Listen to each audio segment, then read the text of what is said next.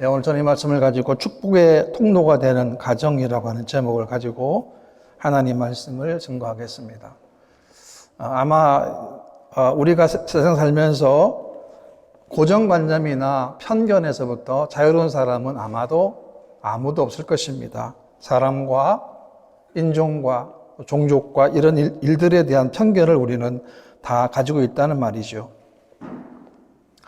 지금은 거의 없지만 예전에는 교회 안에서 기타를 치거나 또 드럼을 치는 것에 대해서 아주 반대가 많았습니다. 거부 반응이 참 많았습니다.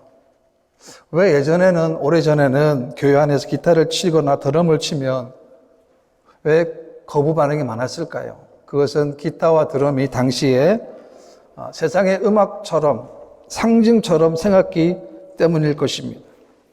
지금은 아마도 그런 생각을 가진 분들이 아무도 없을 것입니다. 그렇기 때문에 우리가 가진 고정관념이 사실은 그렇게 무서운 것입니다. 유대인들의 고정관념이 무엇이겠습니까? 유대인들의 고정관념은 유대인들만 구원받는다는 거예요. 그러니까 유대인들만 하나님의 자녀라는 것입니다.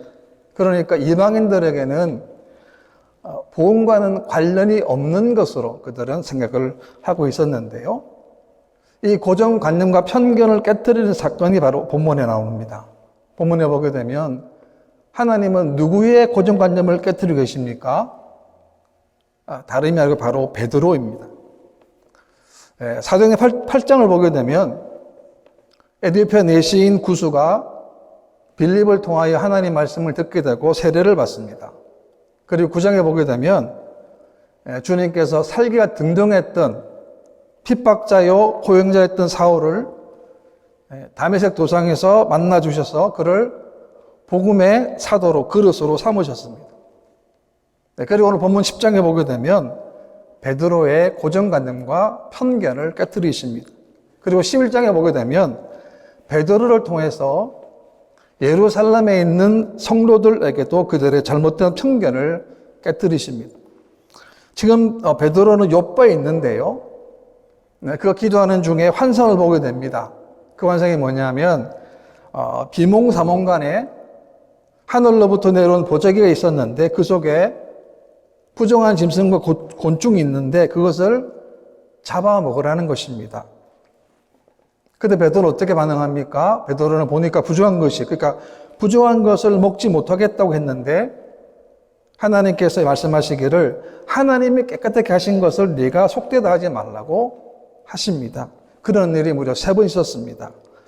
유대인들을 보게 되면 유대인들은 레위기의 정기의식을 철저하게 엄격하게 지켰습니다. 예를 들면 짐승은 발굽이 갈라지고 되새김질 하는 것만 먹었습니다. 또 물고기를 보게 되면 비늘과 지느러미만 있는 것을 먹었습니다.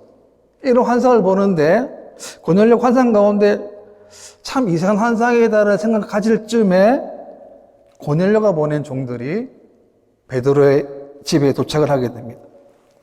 그리고 베드로가 성령 인도를 따라 고넬료 집에 도착하니까 고넬료가 친척들과 가까운 친구들을 모아놓고 있어서 그들에게 예수님의 복음을 전하게 되는 것입니다.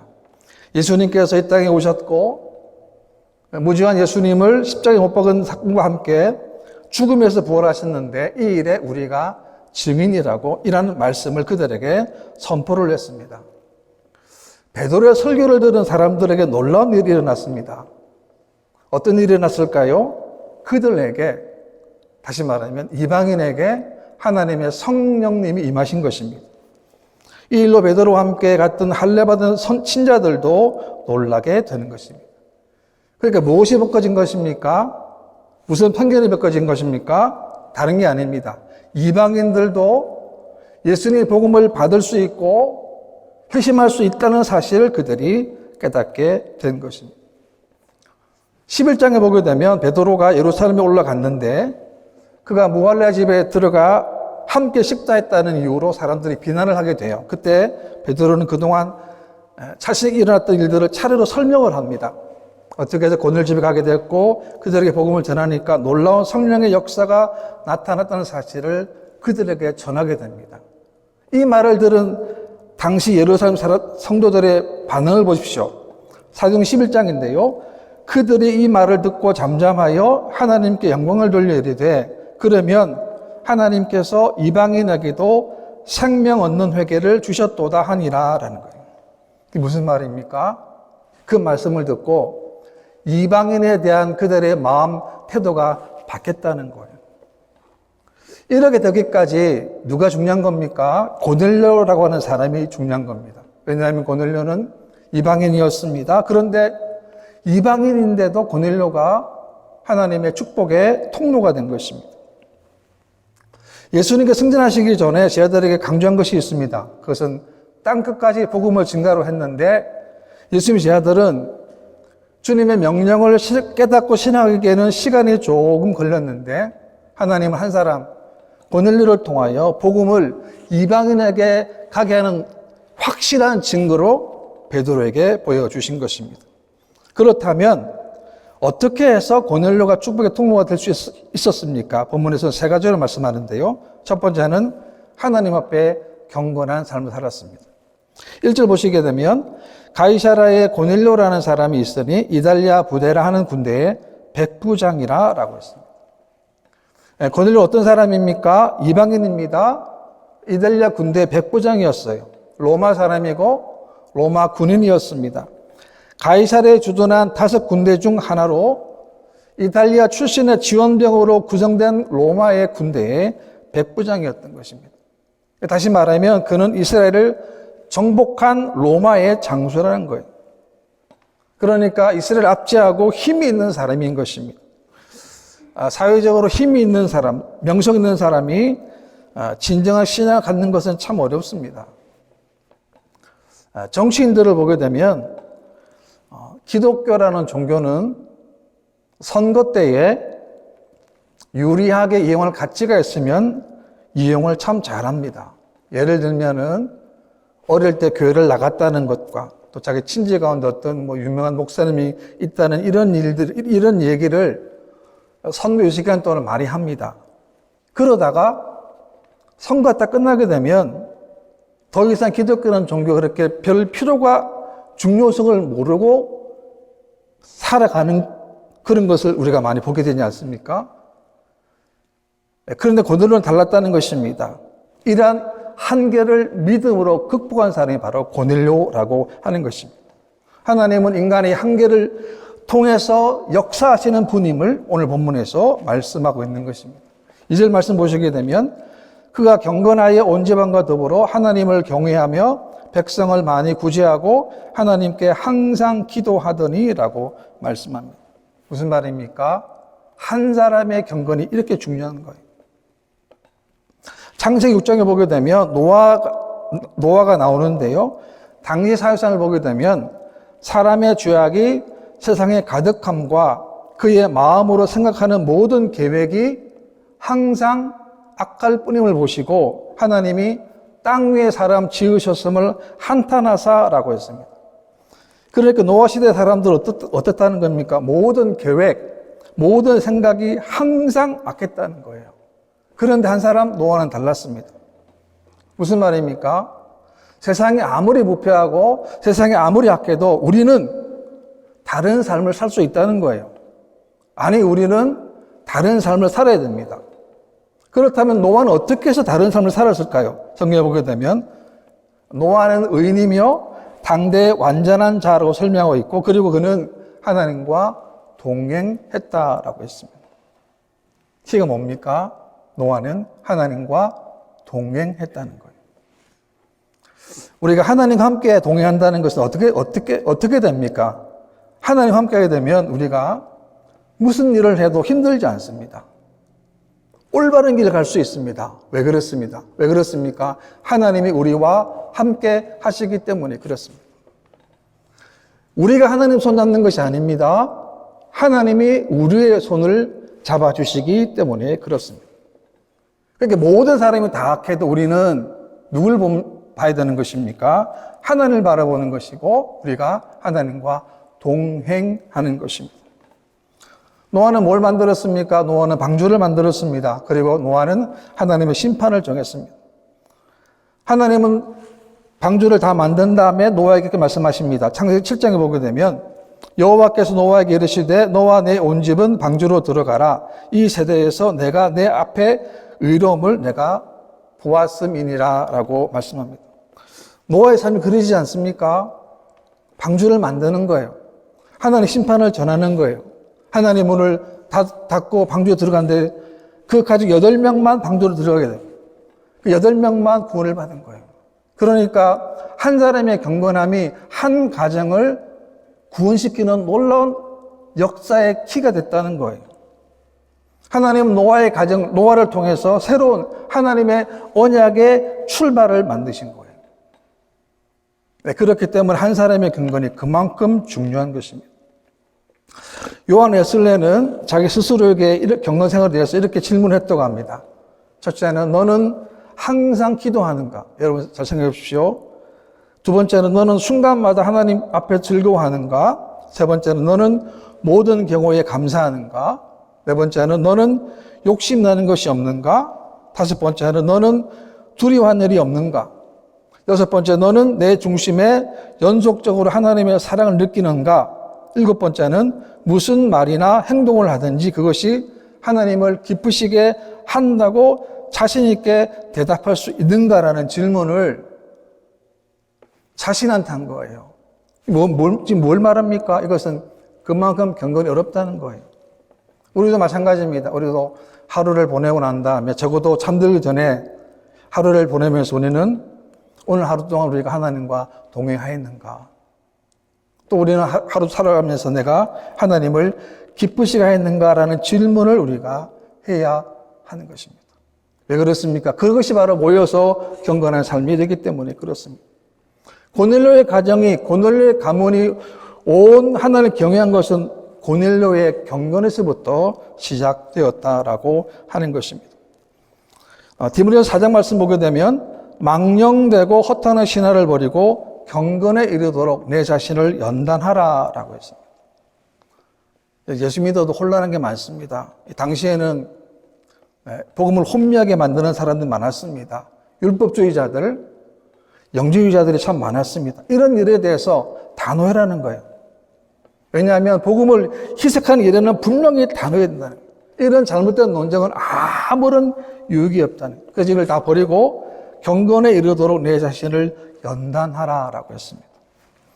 예전 성경에 보게 되면 경건에 이르도록 연습하라라고 했는데 지금은 연단하라로 번역이 되어 있는데 영어 성경에 보게 되면 train yourself to be godly라고 했습니다.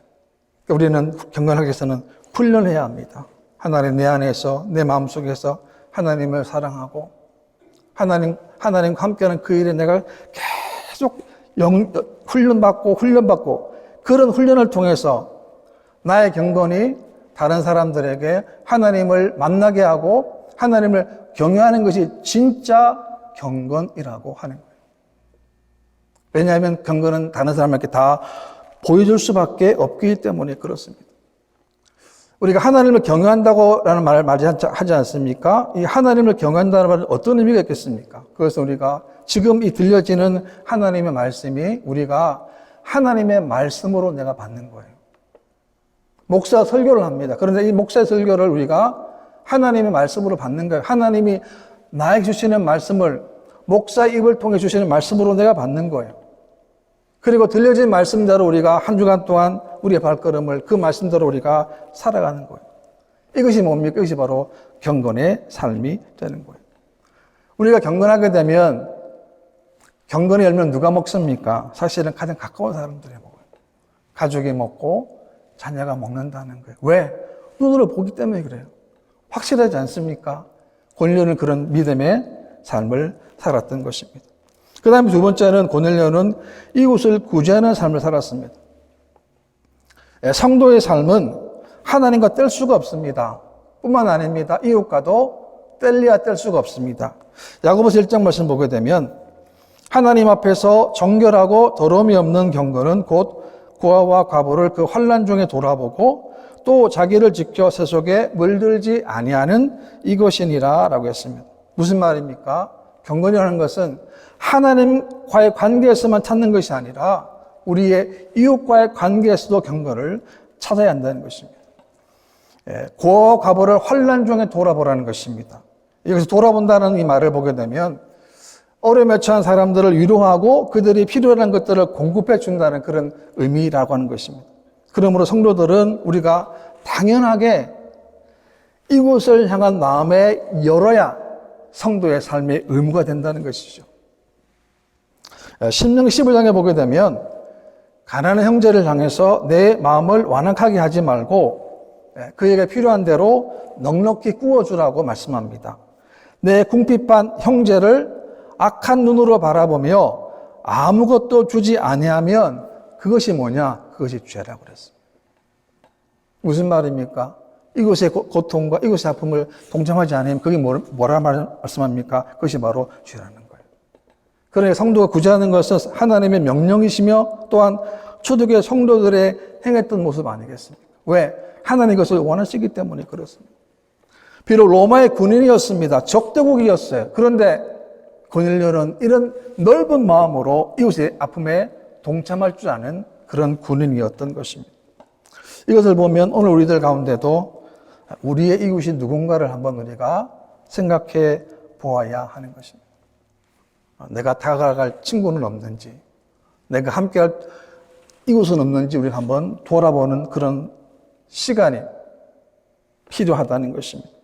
이러한 삶의 결과는 뭡니까? 고넬료의 기도와 구제가 하나님께 상달되고 하나님께 응답받게 되었다라고 하는 거예요. 무슨 말입니까? 하나님 우리의 모든 것들을 다 보신다는 거예요. 모든 것들을 다 듣고 다 보신다는 거예요. 아무도 안 봐도 하나님 우리를 다 보신다는 거예요. 그래서 우리는 내가 하나님께 잘못한 것을 있으면 어떻게 됩니까? 토설해야 합니다. 패턴해야 합니다. 자복해야 합니다. 회개해야 합니다. 그리고는 어떻게 됩니까? 하나님 내 모든 죄를 사해 주셨으니 정말 우리가 매 순간순간마다 하나님을 향한 그 믿음으로 다시금 달리겠습니다. 라는 고백의 믿음이 필요한 것입니다. 고넬료를 보게 되면 그의 경고는 먼저 하인들로부터 인정을 받습니다. 베드로에 갔던 종들이 베드로에게 이렇게 얘기하는데요. 그들이 대답하되 백부장 고넬료는 의인이요 하나님을 경외하는 사람이라 유대 온 족속이 칭찬하더니 라고 말씀하고 있습니다. 그러니까 뭔 말입니까? 경건하면 다른 사람들이 다 보게 된다는 거예요. 사실 우리가 가까운 사람 칭찬하기는 정말 어렵습니다. 정말 어려워요.